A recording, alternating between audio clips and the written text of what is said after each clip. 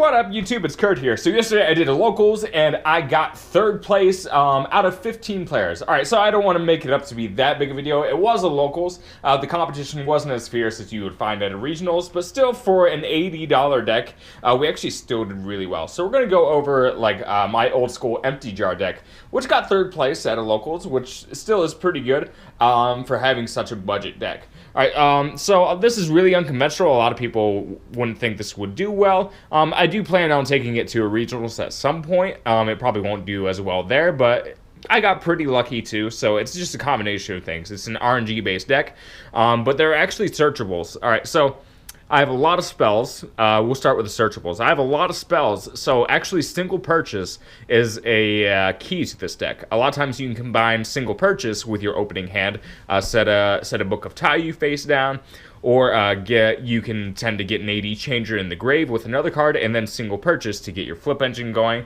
That's why single purchase is here. It's actually really useful in this playstyle, especially if there's no hand traps. If they hard draw a Blossom, sometimes you can definitely brick against that, but sometimes you just get, you just have the RNG on your side. Then we have Spirit of the Fall Wind. Only playing 2 copies of Spirit of the Fall Wind, because if I clog it up too much with monsters, then single purchase tends to have problems. So we only do 2 copies there. 3 copies of Book of Eclipse. Now, a great defensive play. A lot of times you need to have a couple turns to get your engine going. Book of Eclipse can completely ruin an opponent's potential play because everything goes face down. You can't link off of face down monsters. You can't synchro. You can't XYZ, and they can't activate their effects a lot of times if they're face down, especially if it's not a effect that triggers by the summon itself. Book of Eclipse, very good for that.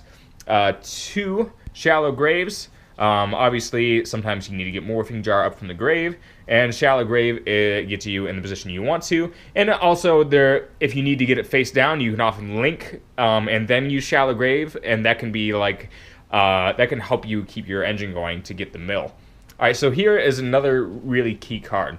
This card, there can be only one. It works excellent in this deck. It doesn't hurt you at all, and it cripples so many strategies that are meta. And that's why this deck often stands a chance against a lot of meta games. This really helps me place. It helps against things like Blue Eyes, helps against, which isn't meta, but it almost completely shuts down Sky Strikers, completely shuts down Thunder Dragons. They just can't do anything. So there's 3 copies of that. And again, excellent. That can help you stall out a few turns. 3 AD changers. Obviously, it lets you flip from the graveyard. And search.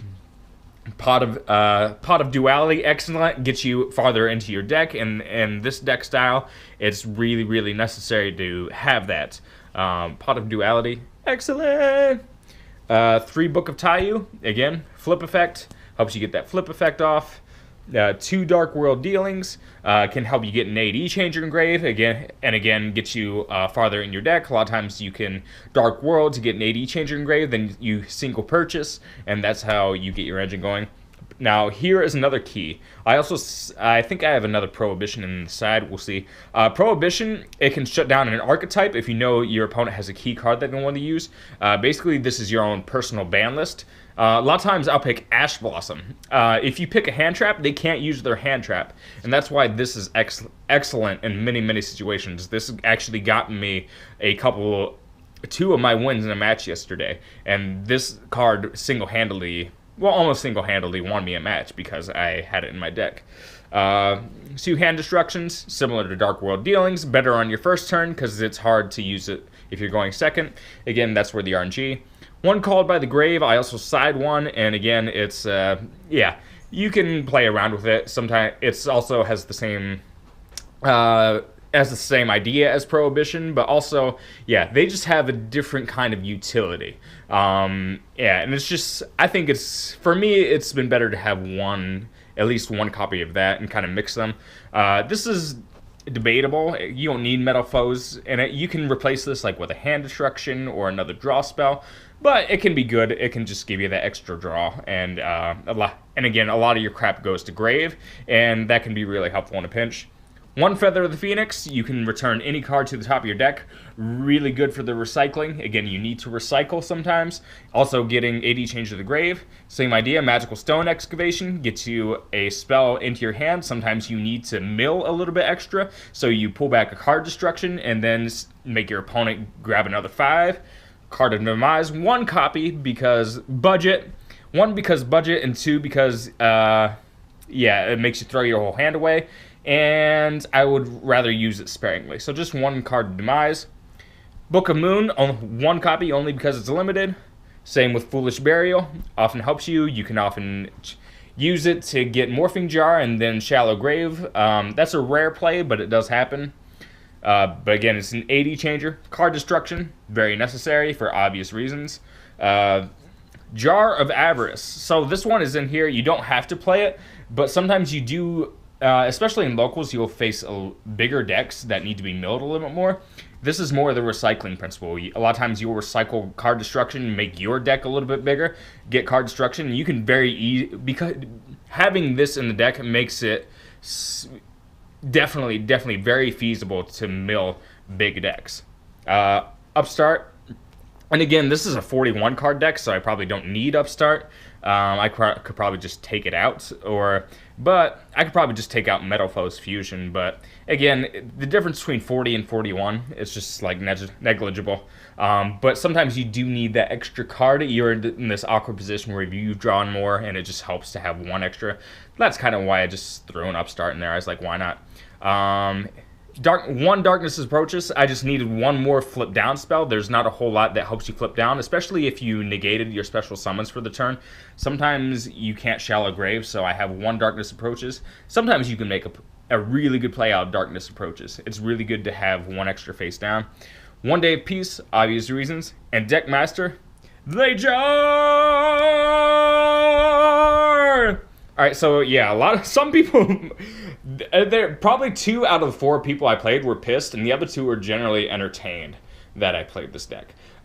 Which is understandable, but I like the meme factor. I think it's a really fun deck, and I don't think I got a single FTK yesterday, so it's really not as bad as some people make it out to be. There's some interaction going on. It's just so different. Something really different tends to piss people off. Side deck, 1 called 2 Royal Decree, mostly for for Altergeist, gives me a chance at least. Hey Trunade. Hey Trunade is great against Sky Strikers. Put their Widow Anchor back in their hand. That can give you a kill. Red Reboot, also kind of for True Draco to a degree, but any deck that's heavily trap reliant. Again, Altergeist, I'll often combine that. Needleworm, I probably don't need it, but it makes, if you run into a 60, makes it easier. The Feather of the Phoenix. Zombie World's only here mainly for True Draco. It's my solid True Draco counter, and that gives me a chance. And a lot of this is designed to kind of be a little bit of anti-meta. And that's what's fun about it. If you take down a meta deck, I beat Thunder Dragons yesterday, and that's what's really fun about it. Dark Hole.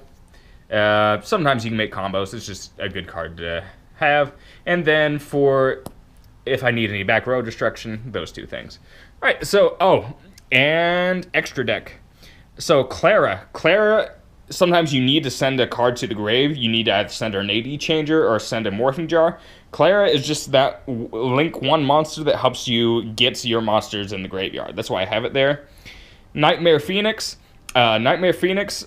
Basically the same idea. Sometimes you get a back row destruction, sometimes you need it, but sometimes you just need to send Morphing Jar to the grave, and that's what the link is for.